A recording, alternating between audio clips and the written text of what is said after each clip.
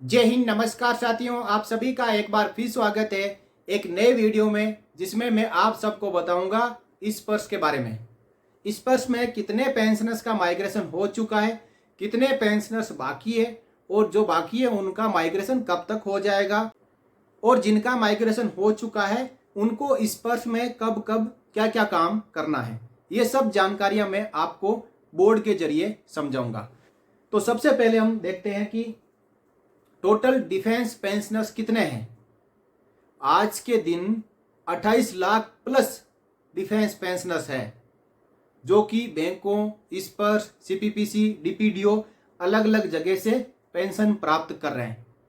और उन 28 लाख प्लस में से जिनमें हम साथ में और शामिल करेंगे तो 5 लाख डिफेंस सिविलियन पेंशनर हैं। कुल मिलाकर 33 लाख प्लस डिफेंस के, जो आर्म्ड फोर्सेस के प्लस सिविलियन पेंशनर्स हैं। उनमें से इस वर्ष में जो माइग्रेट हो चुका है वो पेंशनर है 25,99,000, यानी लगभग 26 लाख डिफेंस पेंशनर्स का इस वर्ष में माइग्रेशन हो चुका है। अब इनमें से यदि हम देखें तो आर्मी के 19,39,458 पेंशनर्स, एयरफोर्स के 1,29,072 पेंशनर्स, नेवी के 70,653 पेंशनर्स और डिफेंस सिविलियन 4,59,882। इतने पेंशनर्स का इस वर्ष में माइग्रेशन 9 सितंबर 2023 तक हो चुका है। अब बाकी बचे हैं 7 लाख पेंशनर्स। तो इन 7 लाख पेंशनर्स के लिए इस वर्ष पीसीडीए ने कहा है कि इनका माइग्रेशन 31 अक्टूबर 2023 तक कंप्लीट कर दिया जाएगा। जैसा कि आपने देखा है कि अगस्त के दौरान 2.5 लाख डिफेंस पेंशनर्स का माइग्रेशन हुआ है। मतलब अगस्त से पहले बिल्कुल ही माइग्रेशन की रफ्तार धीमी थी, और जैसे ही सॉफ्टवेयर में थोड़ा सा प्रोग्रेस हुआ, उसकी जो टेक्निकल कमियां दूर हुई, तो इस वर्ष ने एक ही महीने में 2.5 लाख पेंशनर्स का माइग्रेशन कर दिया। और इन सब माइग्रेटेड पेंशनर्स को 30 अगस्त 2023 को पेंशन भी, पहली पेंशन इस वर्ष ने जारी कर दी। तो इसका मतलब इस वर्ष को अब टारगेट दे दिया गया है कि आप बचे हुए सभी डिफेंस पेंशनर्स का इस वर्ष में माइग्रेशन जल्द से जल्द करें, और वो टारगेट डेट फिक्स करी है 31 अक्टूबर 2023। तो जितने भी प्री 2016 पेंशनर्स है जिनका अभी तक माइग्रेशन नहीं हुआ है, उनको मानसिक तौर पे तैयार होना पड़ेगा कि उनका माइग्रेशन कभी भी इस वर्ष में हो सकता है। तो जब इस वर्ष में हो जाएगा माइग्रेशन, तो क्या करना है? पेंशन कौन देगा? बैंक देगी या इस वर्ष देगा? जिस महीने में माइग्रेशन हो रहा है उस महीने में पेंशन कौन देगा? और माइग्रेशन के बाद एक पेंशनर को पेंशन पोर्टल के जरिए क्या क्या काम करना है, आइए मैं आगे आपको बताऊंगा। तो जैसा मैंने आपको बता दिया, 31 अक्टूबर 2023 तक सबका माइग्रेशन कंप्लीट हो जाएगा। अब हम बात करेंगे कि steps to be ensured by a pensioner on migration. Migration के बाद एक पेंशनर को इस वर्ष के पोर्टल में क्या क्या काम करना है। तो सबसे पहले आप देखेंगे, जैसे ही माइग्रेशन हो जाएगा तो बैंक आपको मैसेज भेजेगा, as per PCDA directives your pension has been migrated to इस वर्ष पीसीडीए पेंशन प्रयागराज। बैंक आपको जब ये मैसेज भेज देता है, जो भी आपका मोबाइल नंबर बैंक में रजिस्टर्ड है उस पे जब ये एसएमएस आपको प्राप्त हो जाएगा, तो आपको इस वर्ष की तरफ मुड़ जाना है। यानी उस महीने की पेंशन आपको बैंक नहीं देगा, इस वर्ष आपकी पेंशन जारी करेगा। पहली बात तो क्लियर होगी आपको कि ये मैसेज मिलने के बाद आपको इस पर से ही पेंशन मिलेगी, पेंशन बाई इस पर्स। दूसरा है इस purse user name and password. ये मैसेज मिलने के बाद में जब आपका पूरा पेंशन डाटा इस पर्स पोर्टल में फीड हो जाएगा, तो उसके बाद में इस पर्स का यूजर नेम और पासवर्ड उसी मोबाइल नंबर पर मिलेगा जिस मोबाइल पर माइग्रेशन का मैसेज मिला था। तो आपको क्या करना है, जो आपका मोबाइल नंबर बैंक में रजिस्टर्ड है उस मोबाइल नंबर को हमेशा चालू हालत में रखना है। क्योंकि स्पर्श का यूजर नेम और पासवर्ड आएगा और यदि आपका मोबाइल नंबर कभी चालू नहीं है या फिर कोई रिचार्ज खत्म हो रखा है या कोई दूसरी प्रॉब्लम आती है तो आपको स्पर्श का यूजर नेम और पासवर्ड नहीं मिल पाएगा। और कई पेंशनर्स के साथ में ऐसा हो रखा है, उनका यूजर नेम और पासवर्ड स्पर्श ने तो भेजा लेकिन पेंशनर का मोबाइल नंबर नेटवर्क कवरेज में ना होने की वजह से या रिचार्ज खत्म होने की वजह से या टेम्परेरी सस्पेंड होने की वजह से उनको यूजर नेम और पासवर्ड नहीं मिल पाया। तो उसके लिए भी तरीका है कि यदि आपका यूजर नेम और पासवर्ड पीसीडी ने भेज दिया और आपको नहीं मिला है तो उसके लिए क्या करना है, उसके लिए आपको फॉरगॉट पासवर्ड करना है और अपना डाटा वहां पे डिटेल डालनी है जिसके जरिए आपको अपना पासवर्ड मिल जाएगा। लेकिन उसके लिए भी आपको स्पर्श का पीपीओ नंबर और स्पर्श का यूजर नेम पता होना चाहिए।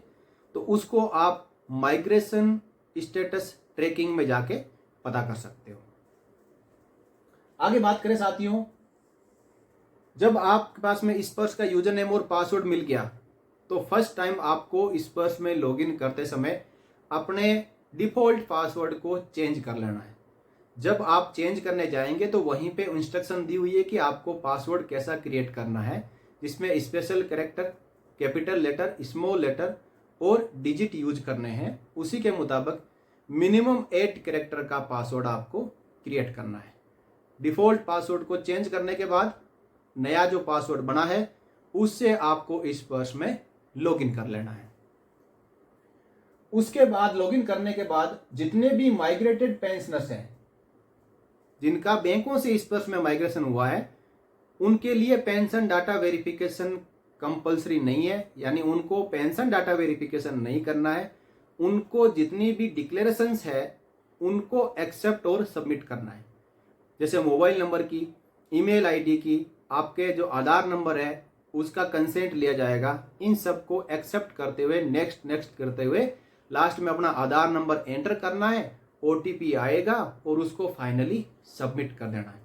ये कार्रवाई जब तक नहीं करोगे तब तक स्पर्श में डॉक्यूमेंट्स अवेलेबल नहीं होंगे। स्पर्श में डॉक्यूमेंट्स कौन से? पीपीओ, पेंशन स्लिप, इसके साथ साथ फॉर्म 16, आपकी पेंशन इंटाइटलमेंट, ये सब डॉक्यूमेंट तभी यहाँ पे अवेलेबल होंगे या स्पर्श अपलोड करेगा आपके पोर्टल में जब आप जितनी भी डिक्लेरेशंस है उनको आप एक्सेप्ट करके सबमिट कर दोगे। तो इसमें देरी नहीं करनी है। जब भी आपको यूजर नेम और पासवर्ड मिल जाता है आपको लॉगिन करना है। लॉगिन करने के बाद में डिक्लेरेशंस को एक्सेप्ट और सबमिट कर देना है। उसके थोड़े ही दिन बाद, 1 या 2 हफ्ते के बाद में, जब आपका पेंशन का पूरा डाटा स्पर्श में फीड होके वेरीफाई हो जाएगा उसके बाद आपका पीपीओ और पेंशन स्लिप आपको वहां पे डाउनलोड करने के लिए मिलेगी। नेक्स्ट स्टेप रहता है साथियों प्रोफाइल मैनेजमेंट। इसमें सबसे ज्यादा दिक्कत आती है। माइग्रेशन तो हो गया स्पर्श में, पीसीडी ने डाटा भी फीड कर दिया, लेकिन डाटा फीड करते समय आपके प्रोफाइल डाटा में कई तरीके की मिस्टेक्स रह जाती है और इनको सही करना काफी कठिन है। कभी ऑप्शन मिलेगा नहीं, कभी वो आपका सबमिट नहीं होगा, कभी आपका पासवर्ड नहीं आएगा। इस तरीके की तमाम समस्याएं अभी टेक्निकली तौर पर स्पर्श प्रोफाइल मैनेजमेंट के दौरान आती है। लेकिन ऐसा भी नहीं है कि ये एक्सेप्ट होता नहीं है या अपना प्रोफाइल सही से करेक्ट नहीं कर पाते हैं। करेक्ट होता भी है, आपको कोशिश करनी है, नहीं तो आपको स्पर्श सर्विस सेंटर या कॉमन सर्विस सेंटर की मदद लेनी है। लेकिन वहां पे अपना यूजर नेम और पासवर्ड उनको नहीं बताना है, आपको खुद को लॉगिन करना है और वापस आते समय लॉग आउट करना है। तो आपके प्रोफाइल में कौन कौन सी जानकारियां रहती है? आपकी पर्सनल डिटेल रहेगी, आपकी सर्विस डिटेल रहेगी, आपकी फैमिली डिटेल रहेगी, आपकी बैंक डिटेल रहेगी, अदर डिटेल रहेगी, नॉमिनी डिटेल रहेगी और डॉक्यूमेंट्स रहेंगे जो कि पेंशन स्लिप और पीपीओ है। ये सब जानकारियां आपके प्रोफाइल में रहेगी। इसमें सबसे इंपॉर्टेंट है एक सर्विस पेंशनर के लिए नॉमिनी डिटेल्स। नॉमिनी डिटेल्स में पूरी जानकारियां पीसीडीए स्पर्श द्वारा फीड नहीं की जाती है। तो आपको नॉमिनी यानी जो भी आपका नॉमिनी है, नेक्स्ट ऑफ किन है, उसका नाम, जन्म तारीख, Aadhaar number, mobile number, email ID, ये सब अपडेट करते हुए वहां पे एक एलटीए का ऑप्शन आएगा। इसको अपडेट करना किसी को भी नहीं भूलना है। इसका मतलब होता है लाइफ टाइम एरियर्स।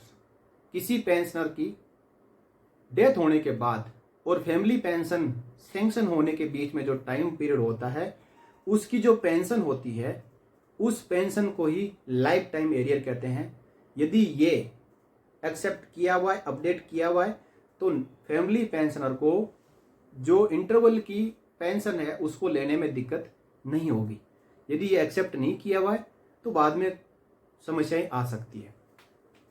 अब बात करें साथियों, इतनी कार्रवाई आपको पूरी करने के बाद सबसे इंपॉर्टेंट काम है कि स्पर्श में माइग्रेशन के 2 महीने के अंदर अंदर लाइफ सर्टिफिकेट सबमिट करना है, ऐसा स्पर्श का कहना है। हालांकि स्पर्श किसी की पेंशन बंद नहीं करता है लाइफ सर्टिफिकेट सबमिट ना करने की वजह से, लेकिन ज्यादा देरी करते हैं तो बंद भी कर देता है। तो नवंबर में किसी ने अपना लाइफ सर्टिफिकेट बैंक में जमा किया, दिसंबर में उसका माइग्रेशन हो गया, तो दिसंबर से लेके जनवरी एंड तक उसको दोबारा से अपना लाइफ सर्टिफिकेट स्पर्श के पीपीओ नंबर के साथ स्पर्श में जमा करना ही पड़ेगा। अब कोई कहे मैंने बैंक में जमा किया, तो स्पर्श का ऐसा कहना है कि वो बैंक से भी लाइफ सर्टिफिकेट मंगवाते हैं, लेकिन बेस्ट ये रहेगा कि आप अपना स्पर्श के पीपीओ नंबर के साथ में डिजिटली और मैनुअली किसी भी तरीके से अपना लाइफ सर्टिफिकेट दोबारा से जमा कर दें, क्योंकि पेंशन आपकी सुचारू रूप से चलते रहनी चाहिए। और ये डिजिटल लाइफ सर्टिफिकेट और मैनुअल लाइफ सर्टिफिकेट आप स्पर्श में लॉगिन करके भी सबमिट कर सकते हो, और आप बाहर जितनी भी डिजिटल लाइफ सर्टिफिकेट सबमिट करने की जो एजेंसियां हैं, कॉमन सर्विस सेंटर है, स्पर्श के सर्विस सेंटर है, स्टेट बैंक ऑफ इंडिया और दूसरी जो बैंकें ऑथराइज की हुई है, उनके जरिए अपना स्पर्श का पीपीओ नंबर और पेंशन डिस्बर्सिंग एजेंसी में स्पर्श पीसीडीए पेंशन प्रयागराज सेलेक्ट करते हुए आपको जमा कर देना है। तो ये थी साथियों स्पर्श के बारे में जानकारी। क्योंकि अभी तक माइग्रेशन बिल्कुल स्लो चल रहा था, लेकिन अब बल्क में माइग्रेशन हो रहा है। 2.5 लाख पेंशनर्स का अगस्त में हुआ है, तो हम मान के चलते हैं कि 3 से 4 लाख पेंशनर्स का माइग्रेशन सितंबर महीने के दौरान होगा, क्योंकि 7 से 8 लाख पेंशनर्स अभी बचे हुए हैं, उनका माइग्रेशन अक्टूबर तक कंप्लीट करना है। तो उसी के मुताबिक जो काम है माइग्रेशन का वो गति पकड़ चुका है। अब स्पीड के साथ में पीसीडी द्वारा माइग्रेशन किया जा रहा है, तो इस समय कई प्रकार की डाटा मिस्टेक्स भी रह सकती है। तो आपको यहाँ बताए गए स्टेप्स के अनुसार स्पर्श में लॉगिन करके और ये फंक्शन आपको पूरे करने हैं, इतना काम आपको पूरा करना है। अब इसके साथ कोई लॉगिन करता है तो अलग अलग हर किसी का एक्सपीरियंस रहता है और कुछ समस्याएं और भी आ सकती है। तो इसके लिए आप चैनल पर हर प्रकार की समस्याओं का वीडियोज अवेलेबल है, आप जाएं, विजिट करें, देखें और उस वीडियो को देखते हुए आप अपना स्पर्श में काम पूरा करें। तो साथियों, ये जो पूरी जानकारी स्पर्श के बारे में मैंने आपको बोर्ड के जरिए इसलिए समझाई क्योंकि इसके ऊपर पूरी स्पर्श की जो रूपरेखा है वो कवर हो चुकी है। और ये जो आंकड़ा है आप देखेंगे 25,99,065, ये डेली बढ़ते जा रहा है, डेली ये आंकड़ा बढ़ रहा है। इसका मतलब माइग्रेशन फटाफट किया जा रहा है, और जिसको मैसेज आ जाता है तो उसको यहाँ से वो कार्रवाई शुरू कर देनी है। पूरे स्टेप इसमें शामिल है, इसके अलावा कोई स्टेप नहीं है। तो मेरे कहने का मतलब यही है कि आपका बैंक से स्पर्श में माइग्रेशन हो जाता है तो आपको घबराना नहीं है, किसी प्रकार की चिंता नहीं करनी है। स्पर्श आपकी पेंशन 2-3 महीने तक बंद करने वाला नहीं है। इसी बीच आपको अपना लाइफ सर्टिफिकेट जमा कर देना है, तो आपकी बंद होगी नहीं, पेंशन चलती रहेगी। स्पर्श में लाइफ सर्टिफिकेट के बारे में एक जानकारी मैं और देना चाहता हूं, जिसके बारे में कुछ भ्रांतियां हैं। बैंक, सीपीपीसी और इसके अलावा जितने भी पीडीए हैं वो अपना लाइफ सर्टिफिकेट नवंबर में मांगती है, हर महीने नवंबर में। जिनकी उम्र 80 साल से ऊपर है वो अक्टूबर से ही जमा कराना शुरू कर सकते हैं, लेकिन जिनकी उम्र 80 साल से नीचे है उनको नवंबर में अपना लाइफ सर्टिफिकेट जमा करना होता है। लेकिन स्पर्श में ऐसा नहीं है। जैसे कि आपका स्पर्श में माइग्रेशन अप्रैल महीने के दौरान हुआ, और आपने मई में अपना लाइफ सर्टिफिकेट जमा किया, मई 2023 में। तो मई 23 में जब आपने जमा किया तो आपका नेक्स्ट ईयर लाइफ सर्टिफिकेट जमा करने का जो महीना है वो मई 2024 हो जाएगा। जिस महीने में आप अपना लाइफ सर्टिफिकेट जमा करते हो, अगले साल उसी महीने में इस स्पर्श में अपना लाइफ सर्टिफिकेट जमा करना है। तो साथियों, आज के वीडियो में इतना ही। अगले वीडियो में फिर मिलेंगे आपसे जुड़ी हुई और जानकारियों के साथ। बने रहिए चैनल के साथ। वीडियो आपको अच्छा लगा हो तो आप लाइक कर सकते हो, अपने साथियों के साथ में शेयर कर सकते हो। चैनल पर नए हो, आपने अभी तक सब्सक्राइब नहीं किया है तो लगातार नोटिफिकेशन पाने के लिए आप चैनल को सब्सक्राइब जरूर कर लें। जय हिंद साथियों। For more updates, subscribe to our channel and enjoy watching the videos.